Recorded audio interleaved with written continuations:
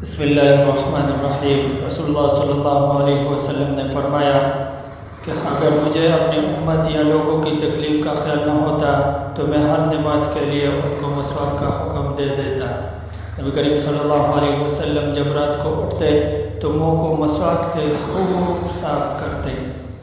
عبد الرحمن بن ابی بکر ایک مرتبہ آئے، ان کے ہاتھ میں مسواک تھی جسے وہ استعمال کیا کرتے تھے۔ رسول اللہ صلی اللہ علیہ وسلم نے بیماری کی حالت میں ان سے کہا، عبد الرحمن یہ مسواک مجھے دے دے۔ انہوں نے دے دی۔ میں نے اس کے سرے کو پہلے توڑا، یعنی اتنی لکڑی نکال دی جو عبد الرحمن اپنے منہ سے لگایا کرتے تھے، پھر اسے چبا کر رسول اللہ صلی اللہ علیہ وسلم کو دے دیا۔ حضرت صلی اللہ علیہ وسلم نے اس سے دانت صاف کیے اور آپ صلی اللہ علیہ وسلم اس وقت میرے سینے پر ٹیک لگائے ہوئے تھے۔